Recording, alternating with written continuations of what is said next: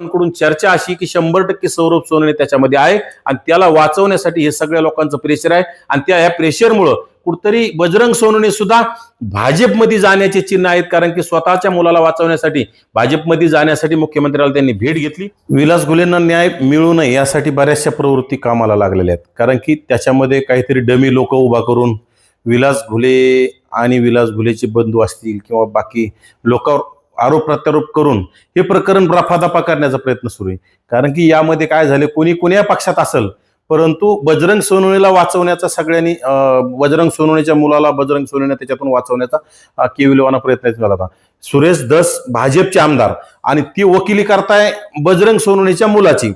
मनोज जरांगे वेळोवेळी सांगताय किंवा म्हणजे आम्ही जातपात पाहत नाही आणि आज त्या विलास घुलेच्या कुटुंबाला मनोज जरांगेंनी भेट दिली नाही, सुरेश धसांनी दिली नाही किंवा ह्या भागामध्ये आपला रोहित पवार आमदार रोहित पवार ह्या भागात येऊन सुद्धा त्यांनी त्या कुटुंबाला भेट दिली नाही आणि त्यांनी सुद्धा त्यांच्या त्या सुसुताई त्या सुद्धा ह्या भागामध्ये आल्या आणि कुठतरी बजरंग आप्पाला आमच्या गुतावल्या जाते, बजरंग आप्पा चांगला माणूस आहे. म्हणजे पोलीस प्रशासनाच्या पुढे ही एक पाऊल टाकल्यासारखं बोलायला लागले. म्हणजे सगळ्या चौकशा सुरू आहेत, त्याच्यामध्ये SIT लागली आणि जरांगे नावाचा बिंडोक तो त्याच्यामध्ये काय म्हणला किंवा आता त्या सौरभ सोनवणेची SIT चौकशी झाली, 4 तास झाली ना, आता त्याच्यामध्ये काही निघलं नाही. म्हणजे जरांगे काही SITचा प्रमुख आहे का, जरांगे काही SITचा त्या सदस्य आहे का, किंवा जरांगे त्या भागाचा पोलीस अधीक्षक आहे, जरांगेला हे कसं काय माहित झालं. म्हणजे कुठतरी प्रकरण प्रेशर करून दडपण्याचा सगळा प्रयत्न आहे. विलास घुलेला न्याय मिळालाच नाही पाहिजे, कारण की त्याची जात पाहून त्याला टार्गेट करणं सुरू, मेल्याच्या नंतर सुद्धा म्हणजे त्याची हत्या झाल्याच्या नंतर सुद्धा त्याला जातीमुळे टार्गेट करणं ह्या लोकांकडून सुरू आहे. आणि फक्त इकडं म्हणायचं आम्ही जात बघत नाहीत, पात बघत नाहीत.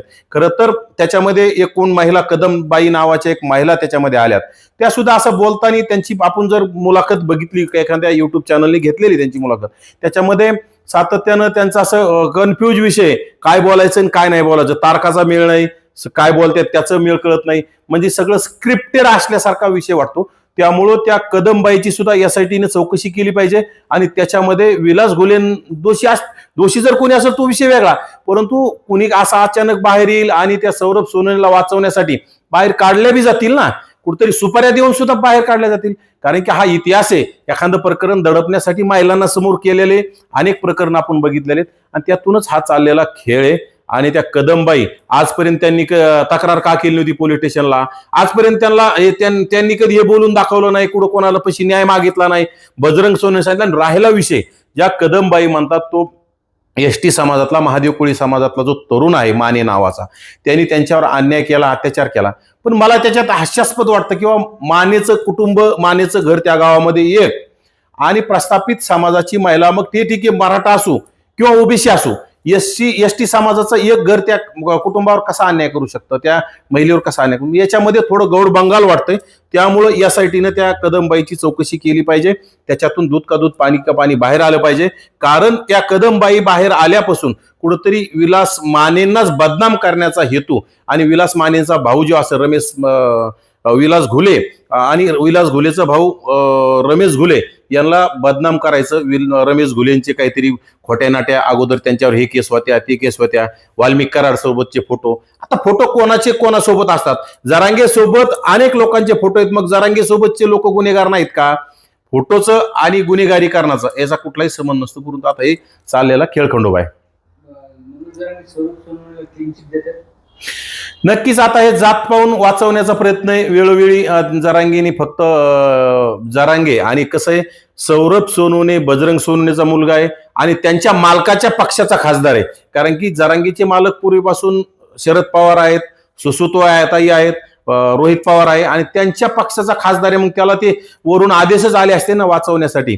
म्हणजे हे सगळं स्क्रिप्टेड चाललंय. सगळ्यांनी सारखं बोलायचं, इकडं सुप्रकाश सोळंके शब्द काढायला तयार नाही, इकडं पंडित शब्द काढायला तयार नाहीत आणि सुरेश धसांना तर घाई झाली सौरभ सोनवणेला क्लीन चिट देण्याची.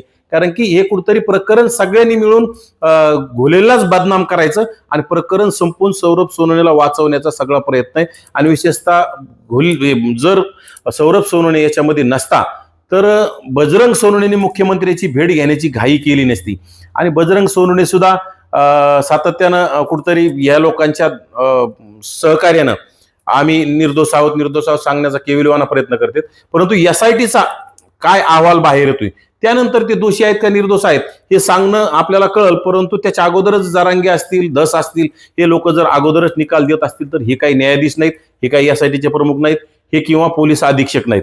त्यामुळे हे लोकांनी याच्यात तुम्हाला जर घुले कुटुंबियाला न्याय द्यायचा नसेल, घुले कुटुंबियांना सांत्वन करायचं नसेल तर कमीत कमी त्याच्यामध्ये त्यांची बदनामी करणं तरी तुम्ही थांबवा आणि कुठतरी चुकीचे लोक याच्यामध्ये समोर आणून कुठतरी बदनामी करण्याचं षडयंत्र थांबवलं पाहिजे. याच्यामध्ये आता हात आहे नाही, परंतु त्याच्यात सगळ्या घुले कुटुंबियांचं म्हणणं आहे की सौरभ सोनवणे त्यांना पळून जायला गाडी दिली. सौरभ सोनवणे त्या उनवणे नावाच्या पोलीस निरीक्षकांना फोन केला आणि तो उनवणे सातत्यानं बाहेर येऊन कुणाशी बोलत होता. त्या उनवणेचे सुद्धा CDR तपासले पाहिजे, सौरभ सोनवणेचे CDR तपासले पाहिजे. आणि CDR तपासून SIT चौकशीचा अहवाल बाहेर आलेलाच नाही. त्याच्यातून आपल्याला सातत्यानं कळलं. आपण काही विनाकारण तर सौरभ सोनवणे त्याच्यात नसेल तर अटक करा म्हणणार नाही, त्याच्यात नसेल तर त्याला बळजबरी आरोपी करा असं म्हणत नाहीत. परंतु तिथली जी माहिती स्थानिक लोकांकडून चर्चा अशी की 100% सौरभ सोनवणे त्याच्यामध्ये आहे आणि त्याला वाचवण्यासाठी हे सगळ्या लोकांचं प्रेशर आहे. आणि त्या ह्या प्रेशरमुळं कुठतरी बजरंग सोनवणे सुद्धा भाजपमध्ये जाण्याचे चिन्ह आहेत, कारण की स्वतःच्या मुलाला वाचवण्यासाठी भाजपमध्ये जाण्यासाठी मुख्यमंत्र्याला त्यांनी भेट घेतली आणि स्वतःच्या मुलाला वाचवा असं त्यांनी विनंती करण्याचं काम केलेलं आहे.